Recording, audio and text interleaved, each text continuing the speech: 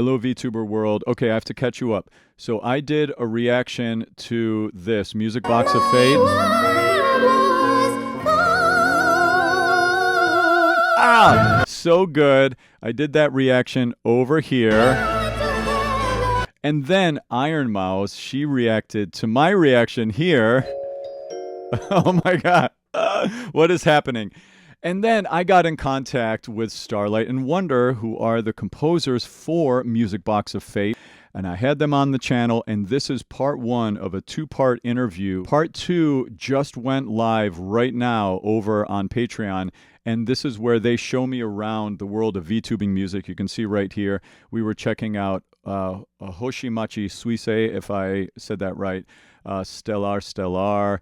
We looked at a few other songs. We also checked out Myth's Bad Ending, which is a composition by Starlight Daryl. We checked out Libera Me, which was a composition by Wunder Riku, and he written for Rita Kamishiro. Oh my God. And then we also, this is cool. For those of you who are Otto fans, we checked out Love Me, Love Me, Love Me, the Narissa Ravencroft cover of that song. And, you know, if you're a fan of Otto, I already reacted to Aishte, if I said that right, which is the same. She did a cover of it, and we compared the difference between them. Wow, that was really interesting. Anyway, the link to my Patreon is down in the description, as well as my website for voice lessons and stuff. I've been teaching voice for 25 years, and I have an awesome team of teachers that teach under my tutelage here in the Manhattan, Tri-State, Philadelphia area. We do in-person lessons, but we have students online all over the world. So if you need a vocal coach, hit us up. Okay, let's get on to it. We'll get on to part 1 of my interview with Starlight Daryl and Wunder Riku. Hey, here we go. On to that interview now. As many of you know, I took my first venture into the world of VTubing by reacting to Music Box of Fate, Ironmouse's new amazing song. And guess who I have with me here today? I have 2 VTubers who are also the composers of that song, Music Box of Fate, who are here with us today. I have Wunder Riku and Starlight Daryl, who are both here. I'd like to introduce them, have them say a little bit of a hello for you. Hi, I am Wunder Riku. Yeah. I was the lyricist for Music Box of Fate, and I'm also one half of Starlight and Wunder.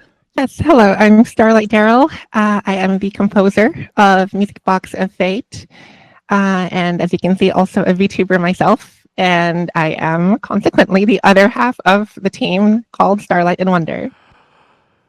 Okay, so this is so exciting. This is, I haven't even done a ton of interviews on the channel, and I love that one of my second or third interview I'm doing is with VTubers. This is so nice to have you on the channel. I was so blown away. Thank you. I was so blown away by the composition, Music Box of Fate. It's a fantastic piece of art, and it's, so many layers of complexity in it. And once I saw it, and once I heard about, the world of VTubing, it's really very new to me, and I'm just so fascinated. And it's just one of these things that there's so many people that are talking negatively about the world of music coming with AI and with there's all these people that have fear around the things that are happening with the future of music.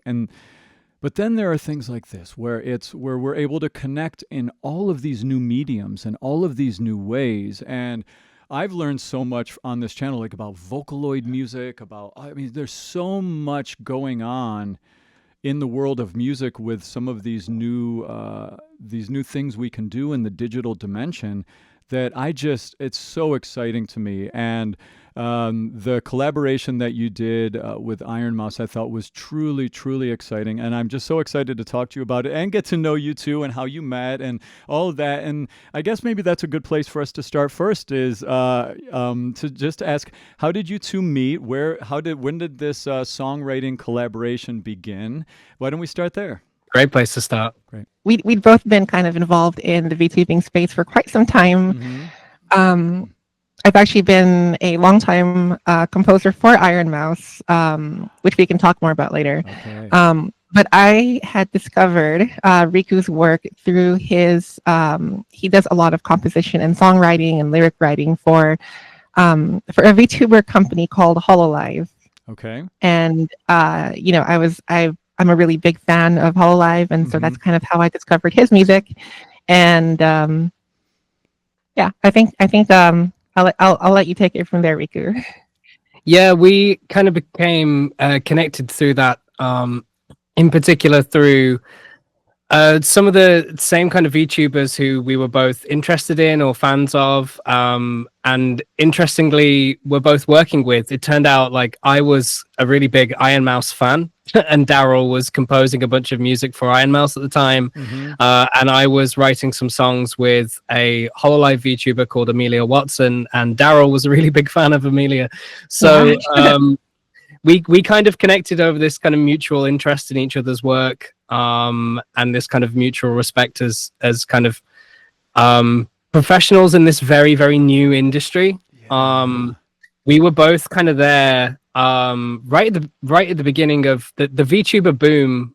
Kind of happened in 2020 during the pandemic. Right. It was kind of the perfect storm of everybody stuck indoors with nothing to do, and this new fancy thing called VTubing. So everybody had a lot of time to like stay indoors and watch their favorite new VTubers play video games and sing songs and karaoke and provide entertainment and all that kind of thing. And it provided a lot of new exciting opportunities, I think, for people who were songwriters and composers in the space. And me and Daryl both got very, very lucky early on, really. I think it was a lot of like right place, right time for us, where these new opportunities kind of sprung up, and we were both sort of ready and prepared to kind of jump in and make the most of them. Both of us had been making music for a long, long time before this point. I was wondering about that. But both of us had very much, like you've said yourself, many musical lives. You know what it's like being a professional musician. You do whatever you can to survive and make it, and you end up doing so many different things. But it just so happened that like VTubing kind of popping up at that point was that opportunity that both of us had been preparing for much of our lives, really. Okay, so what was so Daryl, what was your musical background as far as training goes? I know that Riku, you said that you've had a lot of musical lives like I have, and I'm wondering, Daryl, like I'm curious about both of your musical backgrounds and how you got to the place where you can. That piece was very musically complex, Music Box of Fate. And I mean, just fantastic, deliciously complex. And so there's some there's some musical chops for sure between you two. And I'm curious of your training and, all of that stuff. Yeah. So actually, I'm actually almost completely self-taught.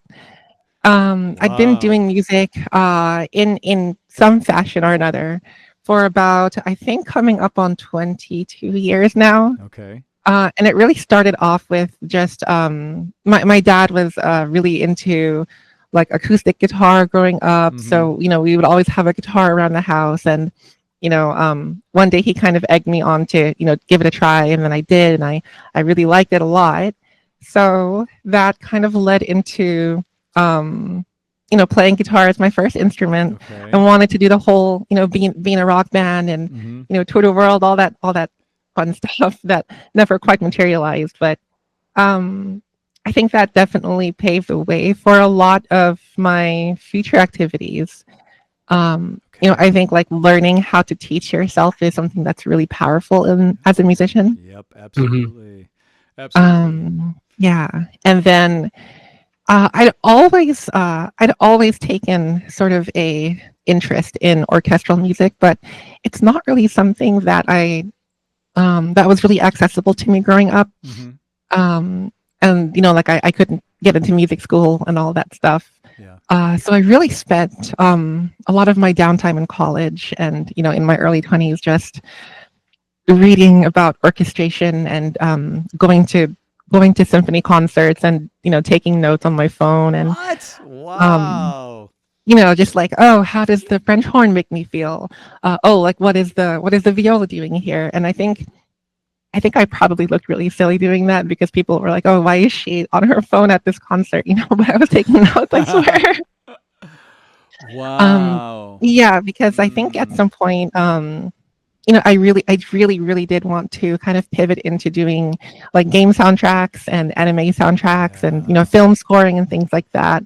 Which I dabbled in for a good while, but it I think it really wasn't until VTubing that I got to really make sort of full use of those things that I'd learned, and I think there's something a little whimsical about that.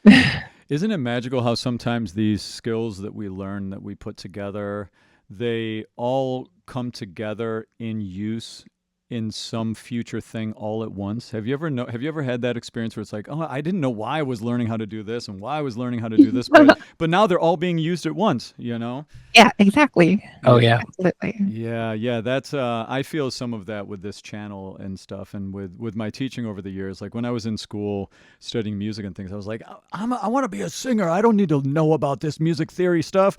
And then I ended up I wrote a musical at one point, and a full musical. I orchestrated it. I did everything. We performed it at a high school once in Colorado, and I conducted it. I did the orchestration. I did the costume design, the staging, the choreography. I did the whole experience. It's called A Vampire Story was the name of the show, and it was fun. Cool. But I mean, it's funny looking back nowadays. It's like, whenever you do like a big thing for the first time, it's like, it's all you can see are the edits that need to be done looking back at it. So I haven't really haven't picked it up again. But I mean, it's so cool. Anyway, I love that. And as far as the self-taught stuff, I'm a huge believer in that. I grew up just loving music, and I still am I'm just an idiot about music now, years later. I still love it. Every time I listen to songs, like all the things that the community is showing me and things, I just get so stupidly excited about. It's just so fun. I've always loved music. And so I started off just learning myself, piano, and it was more kind of like showing my dad, like, hey Dad, look what I can do on the piano.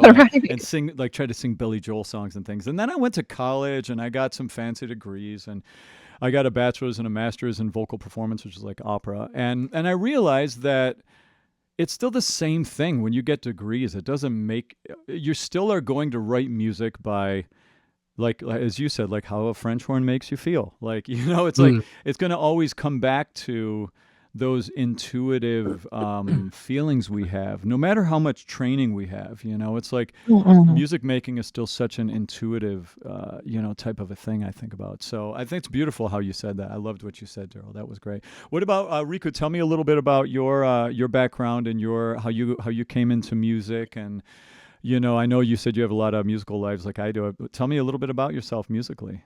Yeah, so I started out very much self-taught as well, as a guitarist, and when I was a teenager I just kind of made a punk band with my friends, and that was kind of my main thing, was kind of like punk music, rock music, but I had some teachers who saw a lot of potential in me at that age, and they encouraged me to try and reach as high as I could with trying to get into a music conservatoire. Cool. And I did manage to get in after being rejected once. Oh, okay, yeah. That's okay. But it was like a real sort of perseverance thing. It was mostly, honestly, there was a lot of elitism attached to it. They just didn't really like the kind of music I made. Yeah.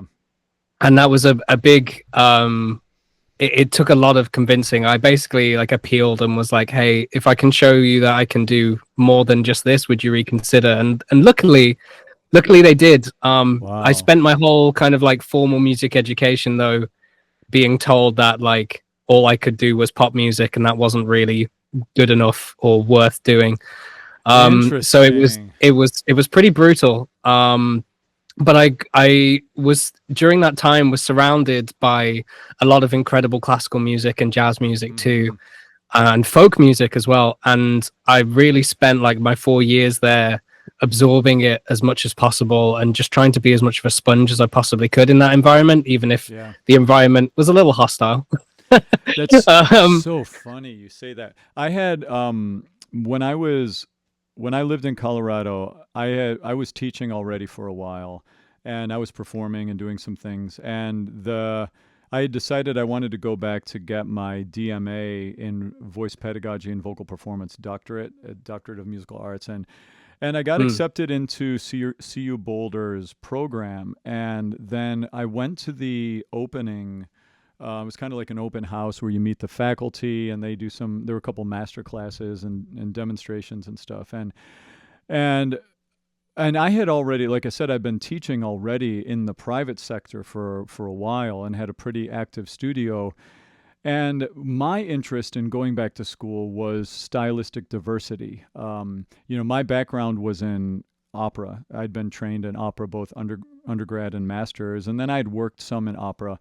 But I realized that most of the world didn't want to study voice and sing opera. Like when I was in the private sector, they wanted to sing everything other than opera. And so I was curious because there didn't seem to be a lot of really in-depth vocal pedagogy broken down around all of the contemporary styles of singing.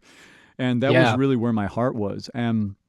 And then I went to this open house and I was talking about it. It's kind of it's funny. It's like it's exactly like what you had. There was this feeling of elitism or something around, like, oh, we do classical music, and it's, and I'm not knocking, CU Boulder has an amazing vocal program, but at the time, and the world of voice pedagogy has now changed a lot too, to where it's much more welcoming of contemporary commercial music styles and talking about techniques. But back then, what was that, 20 some years ago, there was still a little bit of this feeling of like, well, we do jazz sometimes. It's like, I didn't wait a minute. There's a lot has happened since jazz, vocally speaking, in the world, and it's like I'd like to study that. And so ultimately, I ended up pulling out of the DMA program because I just felt like I have too many things I want to do vocally, research-wise, that are not about me just exclusively doing classical voice.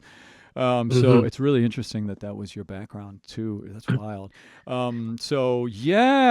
So we have, what a really cool, that you both have different backgrounds and that you came together. Now, wait, so you said one of you is more of the lyricist and one of you is more, let's back that up a bit and say, tell me about the roles you play together and how your collaboration works. So like, and maybe talk about it in reference to the Ironmouse collaboration, how that worked, where, Daryl, what aspects of the writing did you come up with? Did you write it first? Riku, did you have to do something first to then have Daryl work off of? Like, what was your process?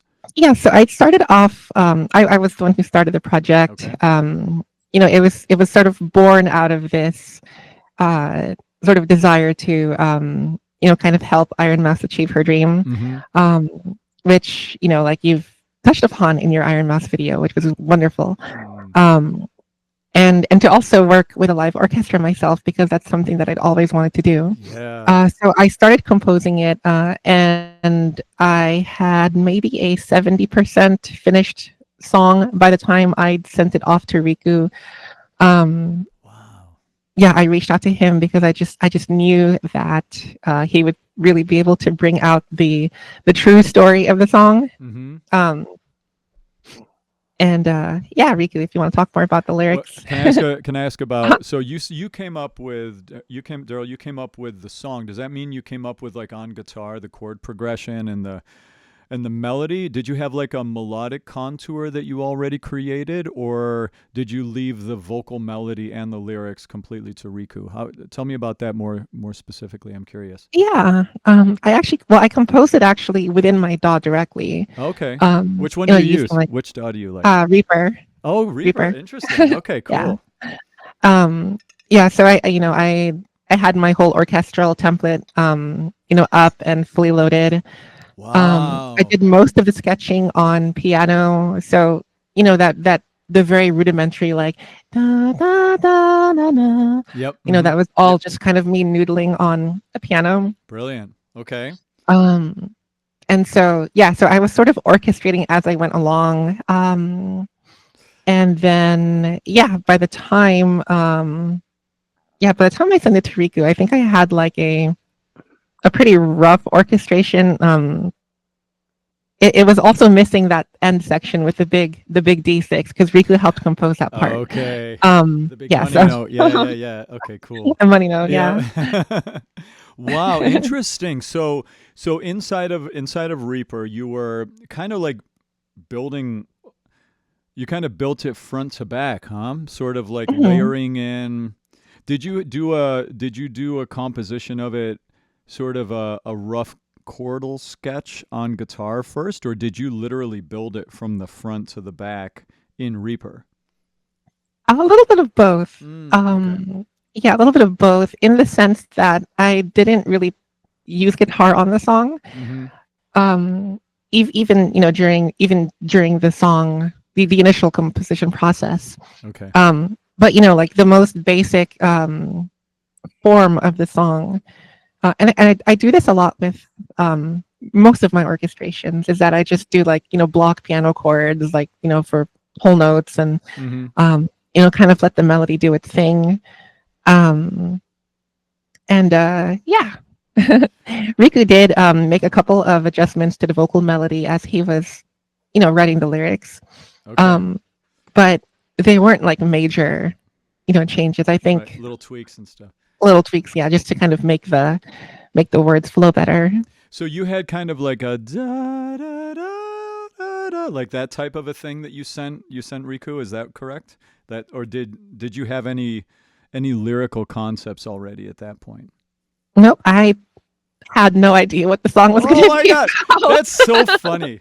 That's so funny. You knew what it was about, but you didn't know what it was about. Like exactly, like you knew the emotional. Because Yeah. I think about that all the time. Like in my writing process and songwriting, that's exactly how I write. It's music emotion driven, and then the words are like the next layer that I would put on top of it. Some composers, it's very interesting, songwriters are the other way, where it's like they get the words really crafted and then let them speak to the music. It's so fascinating. Over the years, working with so many songwriters, it's like it could 50-50. It could go either way. It's so fascinating. Yeah. So okay, so then the song, you had the sort of foundational beginning concepts of the song, and then you handed it off to Riku, and then Riku, talk a little bit about your hand in the song and how you worked on it, and then I want to hear about how Ironmouse came into the next stage when she came into the experience. Yeah, so the way that me and Daryl work together kind of changes on the project, because Daryl is also a wonderful lyricist and songwriter in her own right as well. Oh, I try. So humble. That's good. She's also very modest and humble. And I do also like a lot of composition and dabble in orchestral composition myself as well. Cool. But in terms of our like strengths, like Daryl is absolutely that is absolutely her strength in the orchestral composition. Wow. and the lyricism is more of the kind of I guess the strength in my side as well. So but it really does change from project to project. But for this one, yeah, Daryl kind of sent the music, the vocal melody was there, the kind of like Daryl said, like that 75% of the arrangement was kind of there. And so for me, it was a case of just kind of listening and sitting with that music and just trying to hear the story that was already in the composition. Like that composition has so much drama already just built into it, in its dynamics, in its changing keys, in the way that all of the different forces of the orchestra change between who's carrying the melody now and why, and all this kind of stuff. So for me, it was trying to like understand like what is that story, and then also knowing that this was going to be for Ironmouse. I have like a kind of methodology that I've sort of formulated when it comes to writing VTuber songs, which one of the things that I find most fascinating about VTubers is that they ride this line between the fictional and the real really interesting. Really interestingly, where they are obviously like these characters that they've come up with that have their own backstory and their lore, and they might release like lore videos that go into depth about that. But So cool. there's a real person piloting this VTuber, and in my opinion, the characters that VTubers design for themselves and the lore that they write for themselves is in some way always a metaphor for their real life. It has to be. Oh, yeah, like yeah, that. That's kind of how I see it. These are the kind of the anime personifications of the real things that these people are going through or have been through. And so for me, I always find the most interesting VTuber songs are the ones that manage to tell a story both in the character's lore, but also tell a story in the real life of that human being as well. And I think there's so much power there. There's so much like emotional charge there because it blends together the very best of like, you know, why watching a Pixar movie makes you cry more than a real movie, like with real actors. Yeah. Like there's this like suspension of disbelief that happens in animation that almost makes it safer for you to process emotions. I feel that's my theory anyway. Yeah, that's so fascinating. And then you combine that with knowing that, oh wait, but this is actually what this real person is also going through. It like hits like a truck because emotionally. So I was basically weaving all these different things, like what's the story of the music, what's the story of Ironmouse the character, what's the story of Ironmouse the human being, and how do we write something that marries all of those concepts together. And that's why I asked Riku to write the lyrics.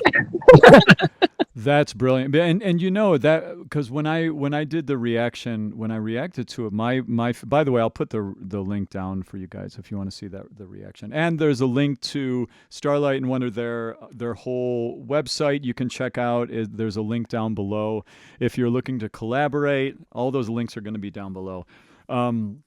So yeah, I mean, I just what was on my mind listening to the lyrics was I was thinking about her life, and because I knew a little bit about her life and you know, her immune disease and the things that the real life things that are going on with Ironmouse, and then thinking about your lyrics, and like it was like it all kind of put me in a place of feeling like there were definitely some parallels to her experience in the way, you know, like almost like a genie trapped in a music box type of it. Like she's this genie, you know, demonic genie trapped in a music box, you know, something like it's just so, it was just very clever and very, you know, the artistry of it. And where, you know, to what you were saying about VTubers and there being this, or this other layer of processing that it adds, that it gives, and you know, that you know, when you access something that is both human and also digital at the same time, and how it can hit you at a different level. And I think about that a lot. I mean, I'm very fascinated with technological advancements, especially in music. And I've had the music projects I've worked on lately have been very strange, and like a lot of looping and ambient, you know, kind of experimental sounds with visuals all being triggered at once. I use a lot of Ableton Live, and I've got a lot of sort of crazy. I've got a bunch of. Yeah, I mean, I've got I've been also getting into beatboxing a lot lately with modern beatboxers, kind of from this channel. And it's so fascinating, you know, what's happening in the world of music. And I think about this, you know, it feels to me now like the digital dimension is another, and I'm going to get a little metaphysical here, but it feels like the digital dimension is like another dimension of existence where humans now also exist. You know, we have a physical dimension and we have a digital dimension, and you know, I play VR a few times a week with one of my buddies out in Brooklyn, and I love gaming. I'm actually considering doing some gaming. Some people on the channel would like to have me get into that a little, and I think it would be fun. I've been fascinated by what's emerging with it, especially we talk about anonymous artists as well. Like we have VTubers with the anonymity of having being able to create a character that you present. I've also been noticed with artists that I've reacted to, like Sleep Token. They're an amazing artist. So fascinating. And then a Japanese artist, Otto. I've reacted to a bunch of Otto, and so it's my queen. Oh my God, she's. I get goosebumps just thinking about her singing. It's outrageous. She's my favorite vocalist. Oh yeah, no doubt. And so it's just such an exciting. There's so much new stuff happening, and every world that we create digitally now, it does feel like.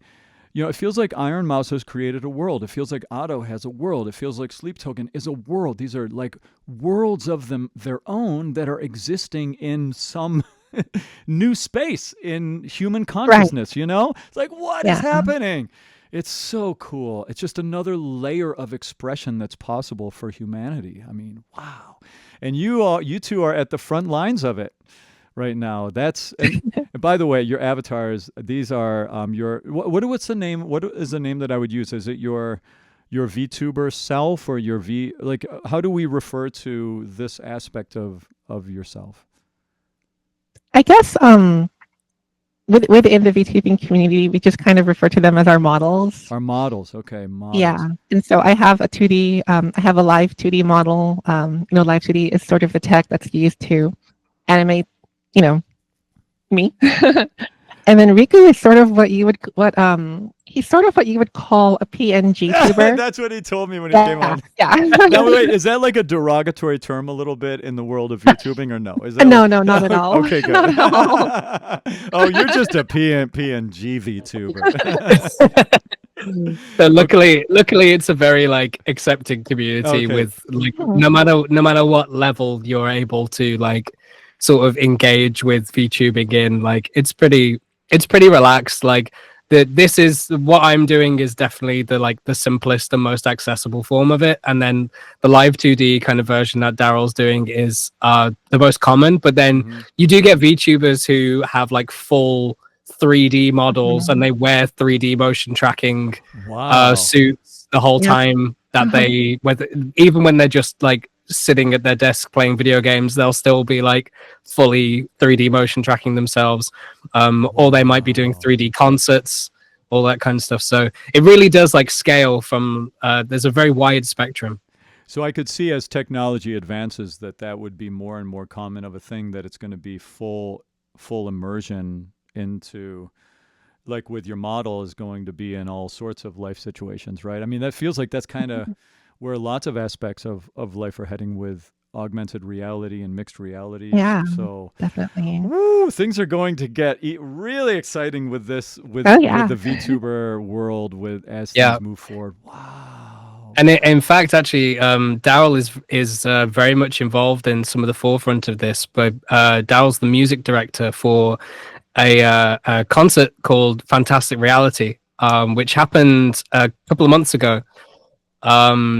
Which combines live performance of VTubers 3D live performances with live musicians on stage. Yeah, so cool.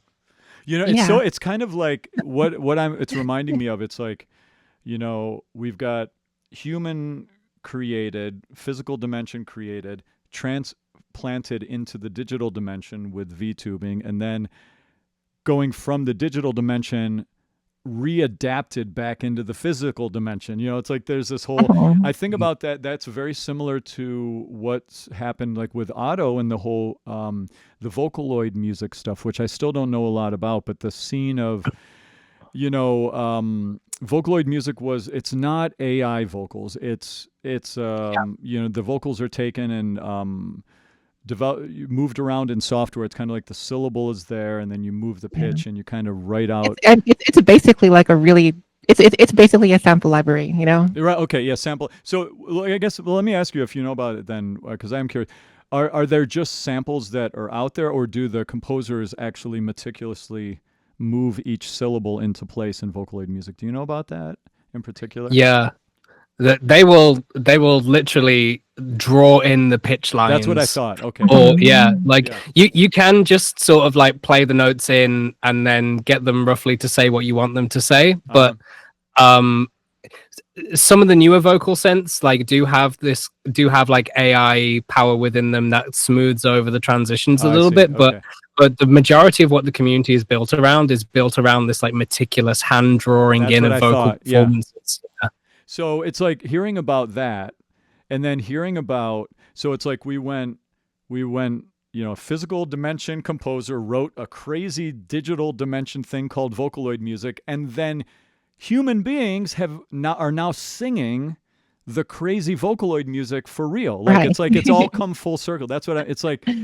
So fascinating, right? We're gonna go full circle with that even more in a bit, because one of the songs I have for you to react to is a VTuber singing a Vocaloid song. What? Oh, wait. Whoa. Hold on. I think I know the one you sent me, which actually I'm going to go over to that screen now. Why don't we start listening to some stuff together?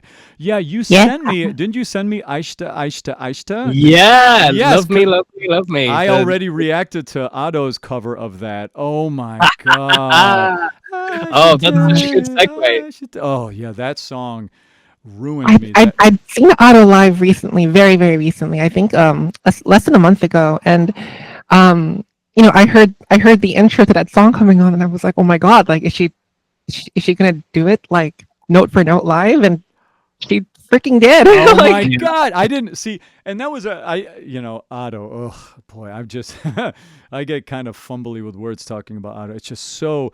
Every half a second, I feel like I could write a book about what she's doing vocally. It's just so the control. Incredible.